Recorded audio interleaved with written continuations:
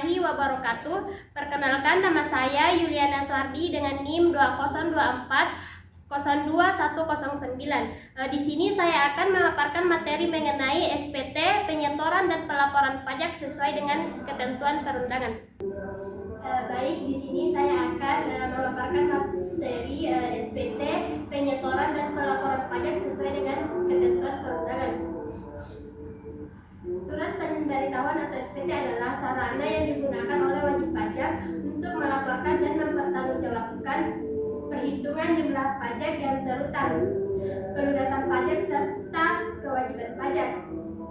Fungsi SPT ada 4. Yang pertama, sebagai sarana pelaporan dan pertanggungjawaban pajak. Yang kedua, sebagai alat kontrol bagi pemerintah. Yang ketiga, sebagai dasar pemeriksaan pajak. Dan yang keempat, sebagai dokumen administrasi perpajakan.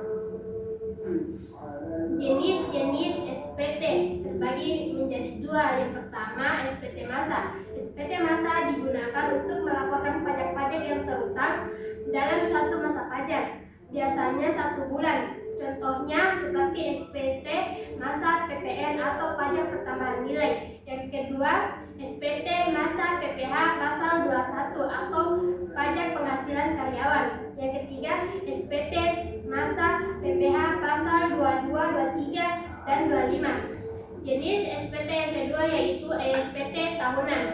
SPT tahunan adalah laporan pajak tahunan yang wajib disampaikan oleh wajib pajak. Contohnya, yang pertama, SPT tahunan digunakan untuk melaporkan penghasilan, perhitungan, serta pembayaran pajak selama 1 tahun pajak. Yang kedua, SPT tahunan PPH orang pribadi. Yang ketiga, SPT tahunan PPH badan. Selanjutnya, penyetoran pajak. Penyetoran pajak adalah kegiatan pembayaran pajak yang dilakukan oleh wajib pajak ke kas negara melalui bank persepsi, pos persepsi, atau lembaga lain yang ditunjuk oleh Menteri Keuangan.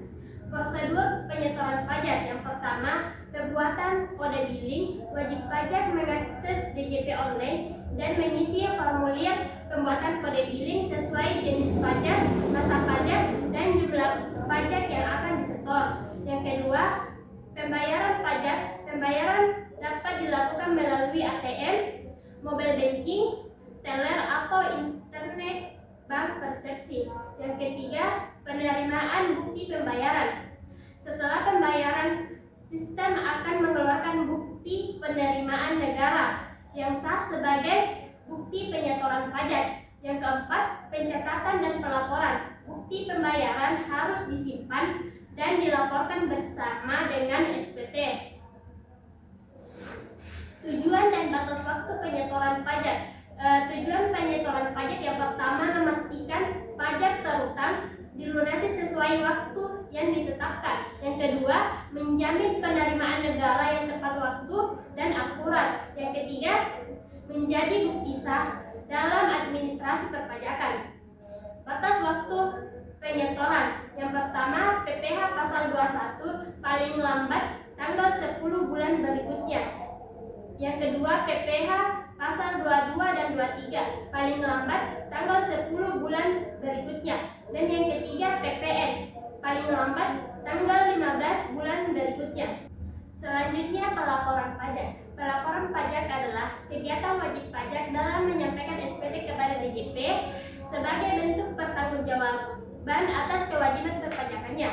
Sistem pelaporan elektronik. Pemerintah mengembangkan sistem e-filing sejak tahun 2014 untuk mempermudah wajib pajak dalam melaporkan SPT secara cepat dan efisien.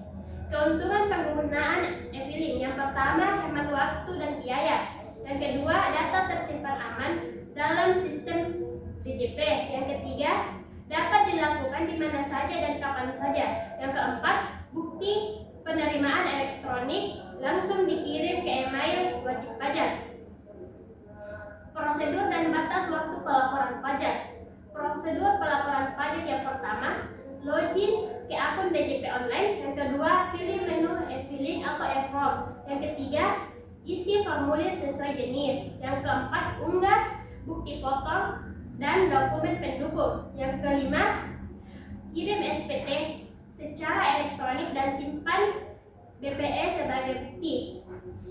Batas waktu pelaporan yang pertama SPT masa tanggal 20 bulan berikutnya. Yang kedua SPT tahunan orang pribadi 31 Maret tahun berikutnya. Dan yang ketiga SPT tahunan badan 30 April tahun berikutnya. Baik, itulah tadi pemaparan materi dari saya. Apakah sudah jelas atau ada yang ingin ditanyakan? Saya. Ya, silakan. Baik, perkenalkan nama saya Nur Zakia. Pertanyaan saya itu apa sanksi yang dikenakan apabila wajib pajak terlambat menyetor pajak? Baik, jika wajib pajak terlambat menyetor pajak, maka dikenakan sanksi bunga sebesar 2% per bulan dari jumlah pajak yang harus dibayar, dihitung dari tanggal jatuh tempo sampai tanggal pembayaran. Jika keterlambatan ditemukan oleh DJP, maka akan diterbitkan surat tagihan pajak atau STP yang berisi tagihan pokok pajak plus bunga 2% tersebut. Apakah sudah jelas? Sudah jelas. Baik, apakah masih ada yang ingin bertanya? Baik, perkenalkan nama saya Dea Melani. Di sini saya ingin bertanya, kalau misal saya ini punya penghasilan dari luar negeri, bagaimana cara saya untuk melaporkan penghasilan saya dalam SPT tahunan? Jadi untuk melaporkan penghasilan yang diterima dari luar negeri dalam SPT tahunan di Indonesia harus menggabungkan penghasilan tersebut dengan penghasilan dalam negeri dan melaporkan melalui DJP online menggunakan formulir yang sesuai. Apakah sudah jelas? Sudah jelas. Baik, apakah masih ada yang ingin bertanya? Ya, silakan. Baik, terima kasih atas waktu yang diberikan. Saya akan bertanya, dalam kondisi tertentu kapan wajib pajak dapat melakukan pembetulan SPT dan apa konsekuensinya? Oke, baik. Wajib pajak dapat melakukan pembetulan SPT bila setelah pelaporan ditemukan kesalahan hitung dan salah input data atau adanya informasi baru yang memengaruhi perhitungan pajak. Selama belum dilakukan pemeriksaan oleh DJP, jika pembetulan tidak mengubah atau mengurangi pajak terutang, tidak ada sanksi. Namun jika pembetulan menyebabkan pajak terutang bertambah, wajib pajak membayar kekurangannya dan dikenai sanksi bunga sebesar 2% per bulan. Setelah pemeriksaan dimulai, pembetulan SPT tidak lagi diperbolehkan. Apakah sudah jelas? Baik, itulah tadi pemaparan materi dari saya. Kurang dan lebihnya mohon dimaafkan. Wabillahi taufiq wal hidayah. Wassalamualaikum